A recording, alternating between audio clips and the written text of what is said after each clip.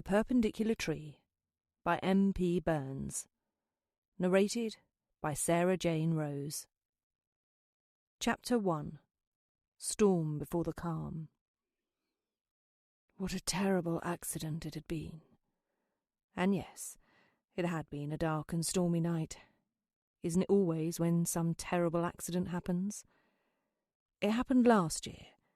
You need to know about that night, even if it's a little frightening.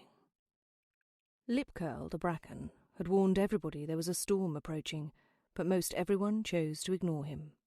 Lipcurl the bracken sometimes spoke the truth, but also sometimes didn't.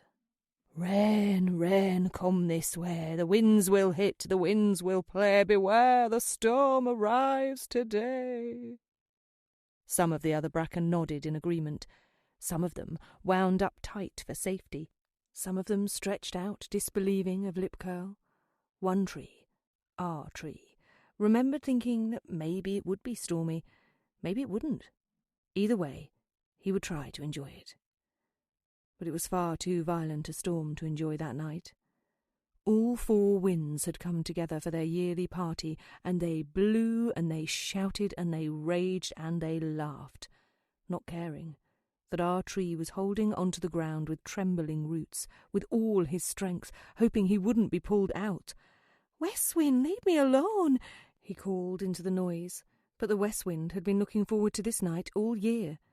"East Wind, please go away," he cried, but the East Wind had forgotten how to behave properly. "North Wind, stop doing that," he shouted, but the North Wind was on holiday, and you can do whatever you want on holiday. "South Wind, that's not safe," he yelled, but the South Wind had decided he was going to cause as much mischief as possible.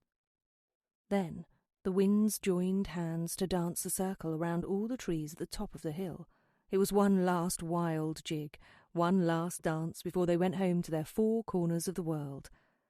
Our tree was pushed to the left and pulled to the right.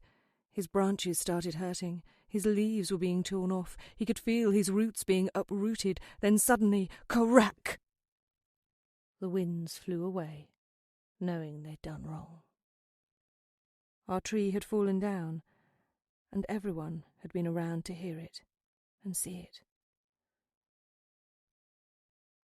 Whenever a tree is looked upon, it knows it's making someone or something happy. Take a look at the nearest tree to you. Go on, take a look. How does it seem to you? It doesn't matter if it's tall or short or round or wide or green or red or leafless or full of flowers. All trees make people happy.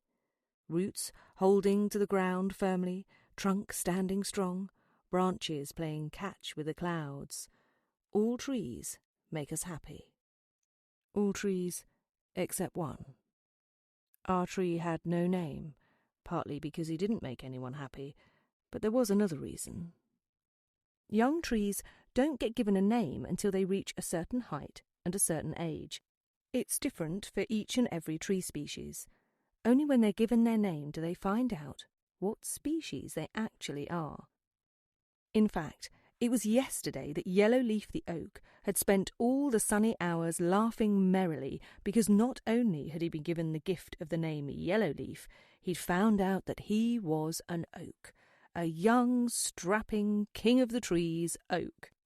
To be fair to Yellowleaf, he'd suspected he was an oak for a few months now. This is not Yellowleaf's story, however.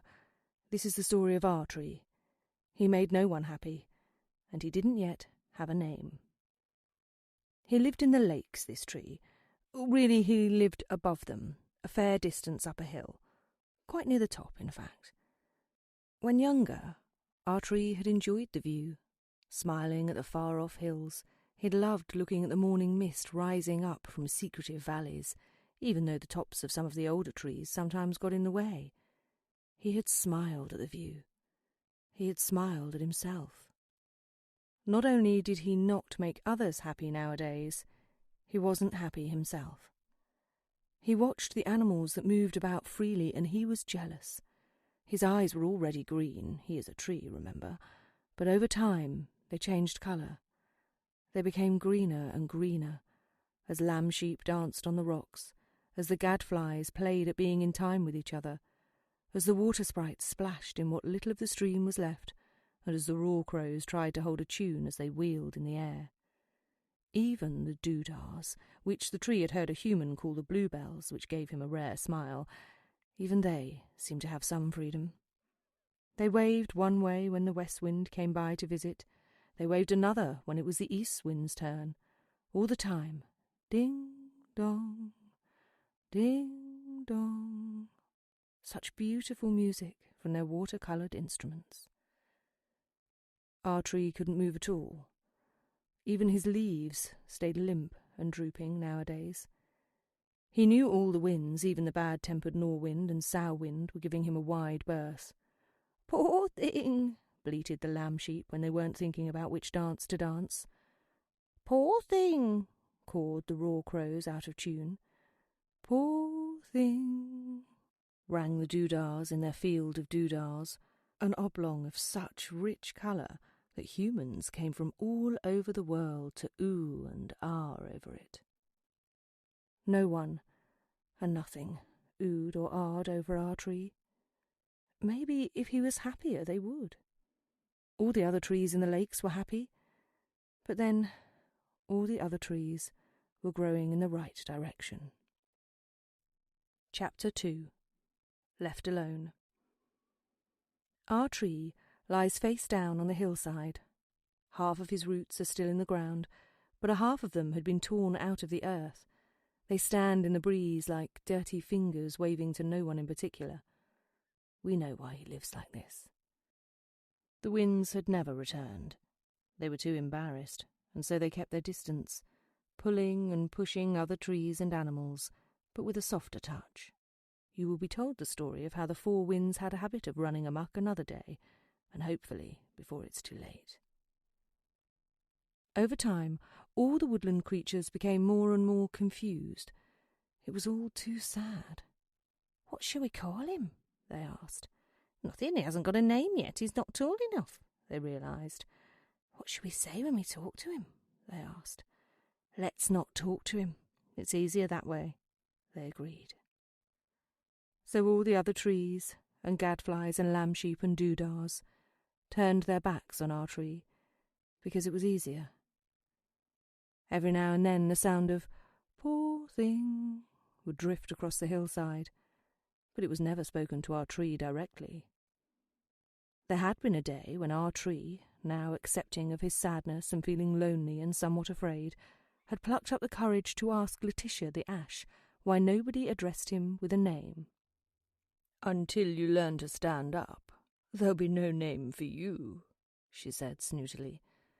Letitia was an old tree in the wood. She wasn't really trusted, and everybody who lived within eye-shot of her stayed wary. How could our tree learn to stand, though? He was just too heavy to pull himself up. He knew the other trees and the raw crows and the winds and the water sprites didn't love him because they didn't know how to talk to him. What could you say to a tree who spent his time lying the wrong way down, and who had lost some of his leaves in the storm last year, and who was shameless enough to wave his roots in the air like that? Life in the wood went on. It was too much effort to try and stand up, so our tree simply didn't try. He spent his days being irritated by the earwigs who walked along his trunk comparing their new hairstyles, and annoyed by the money spider who crawled into the underside of his leaves to have her wealthy babies, and irked by that one toothless adder who curled up at night in between his useless and exposed roots. Pesky spider, he thought, wishing she'd deposit her precious cargo somewhere else. Troublesome earwigs, he thought, although the only trouble they were really causing was the tickling of their footsteps, which secretly made our tree giggle. Mischievous adder, he thought, thinking about all the mischief the winds had caused this time last year. Life in the wood seemed to continue on without him taking part. Even a tree that wasn't from around here grew up and came to be loved.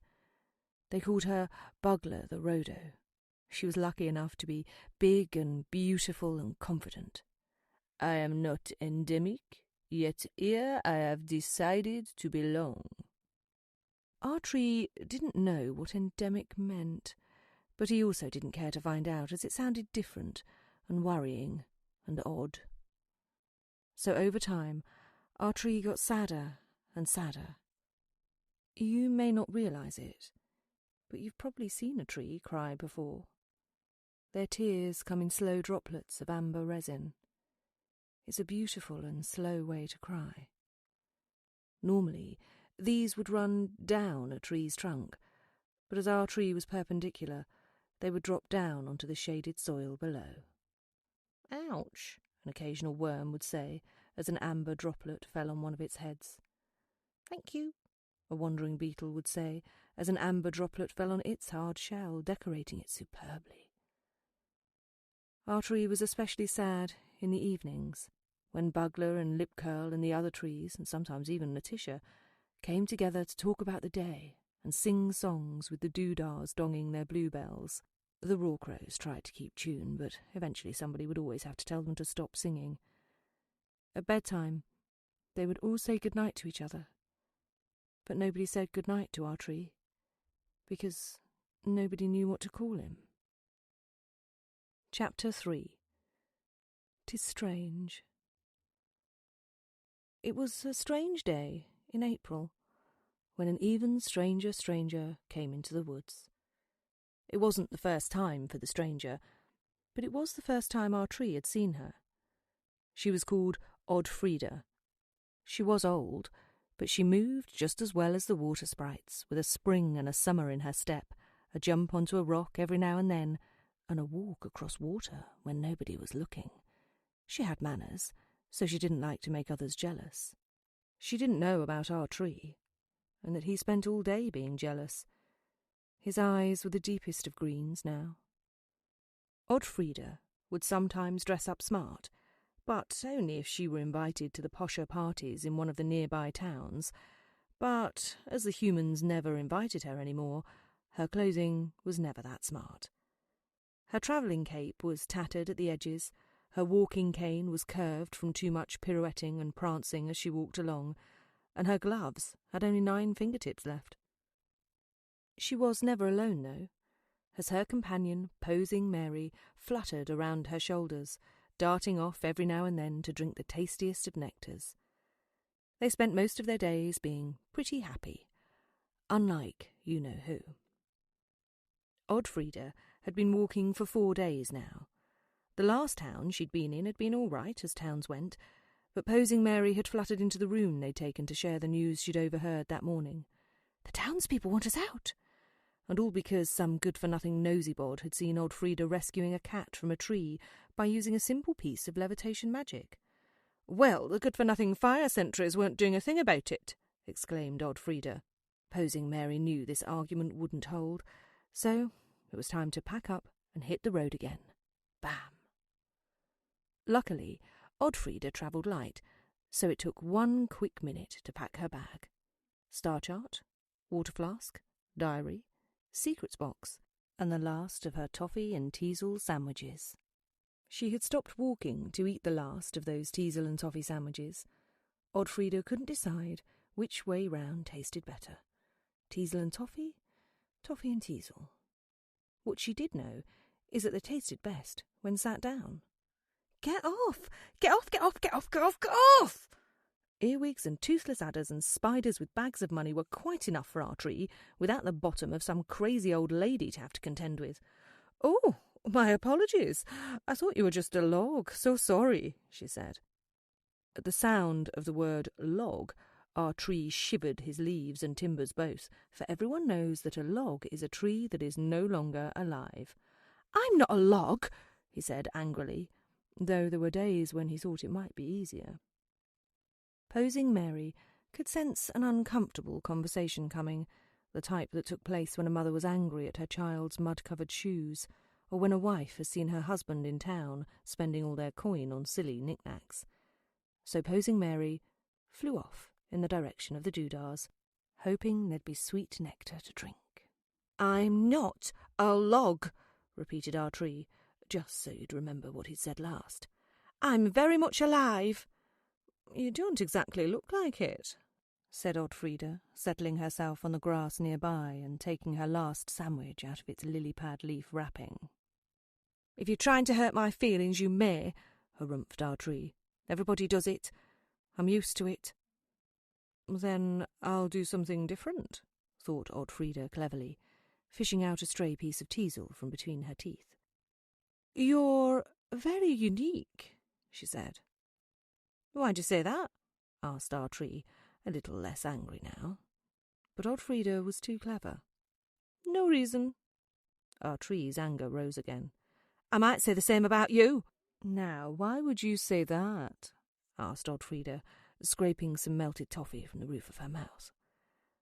Many reasons, said our tree, trying to be both clever and mysterious. Go on, tempted Oddfrida. Your clothes, for one. My clothes? Are they not to your taste, tree? Why dress like everybody else? No one would be able to pick you out in a crowd. Good point, thought our tree, but he didn't want to say it. Well, you keep the company of a butterfly. We are friends. We help each other out. I can see all the flowers around, further than posing Mary. She gets tired quickly, and she's very old for a butterfly. And then, when she flies up towards them, she can see what lies on the horizon ahead of us. The only company you should keep is the company that helps you out and makes you happy. Good point, thought our tree, still not wanting to say it. Here's something. I've never seen you before. What are you doing here?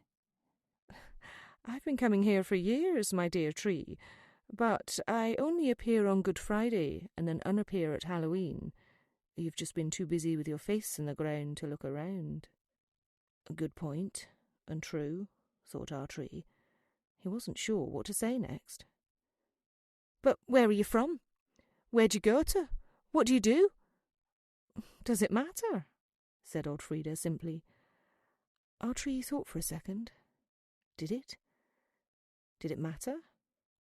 He didn't know where the toothless adder came from to sleep. He didn't know where the earwigs went back to once the hairstyle show was finished. He'd never asked where Bugler the Rhodo had come from, somewhere called Endemic, apparently. Even the winds, who were behaving much better recently, who knew where their four corners of the world were? I don't go so far, hissed the adder, who was still there and knew what our tree was thinking. I leave if I'm hungry, which isn't so often. Have no teeth, so I can only eat sleeping things. Do the other snakes make fun of you because you have no teeth? Asked Oddfrida cleverly. I don't know, and I don't care, he answered without a hiss. Another good point from somebody different, thought our tree. He was close to saying it out loud, too. He thought some more. All these good points that he wanted to agree with. Then why don't you agree with them? Our tree was finding this day hard to believe. Now Oddfrida knew what he was thinking, too. This was strange, because sometimes he didn't know what he was thinking himself. But then she was a strange stranger. You should speak more what it is that's in your head. That's the problem, he said sadly. Why? Asked Oddfrida. Because I don't know what species I am. I don't even know my name. How can I be sure of what I'm thinking? I know what species of tree you are. The world paused. Chapter 4. What's in a Name? Water sprites stopped splashing, and the ding-dongs of the doodahs stopped ringing, and the winds played statue for a second. Our tree lay perfectly still, a little frightened even, as Oddfrida stood up and bent over and whispered in his ear. She whispered a name, and then she told him some more. I'm a sycamore, said our tree. Yes, indeed. I know I'm a strange stranger, but you are a little strange yourself, young tree. Usually your kind is tolerant of the winds. Maybe you have a lesson for them. Yes, I suspect you do. And it might please you to know that you're also not endemic to this land. Just like Bugler, yes. You two may become the firmest of friends. No, it's not a country. It means you are to be found in one particular place. Your kind originally came from elsewhere. So many of us do. All of a sudden, his leaves stopped drooping. He stopped looking at the ground and instead saw the stars up above, who were beginning to come out as they'd heard from the east wind that our tree had just learnt his name. I have a name? They all waited. And my name is Asa. The earwigs and spiders and toothless adder all clapped in their own particular ways. The earwigs used their free hands, the ones not styling their hairdos. The toothless adder could only slap his tail against our tree's bark, but the money spider and her babies made up for it, each having 4 pairs of hands. What are you all still doing here? Asked Asa, still rolling his new name around in his head. Why, we live here, silly, hissed the adder. You're our home, said the earwigs. Thank you for keeping us safe and dry, thanked the money spider babies, who were as hungry as their mother was tired. It would be night time soon. See, said Oddfrieda, your friends are those that you help. See how they help in return. The spiders keep your leaves clean, the earwigs massage your bark as they parade up and down, and the adder stops any dirty rats from nesting inside your trunk. This is me, then, said Asa, though he didn't sound entirely sure. No, this is all of you. Us. This is us. The woodland and the hillside and the lakes and the winds and everyone who lived within or around or under or amongst, everyone was as happy as Asa at how this evening had passed. I have to tell everyone else. You will, said Oddfrieda, as posing Mary returned, her furry belly full of nectar. But not yet. Enjoy it with your closest friends. You can tell those who are asleep another time. They'll be happy, won't they? Yes, and so will I be.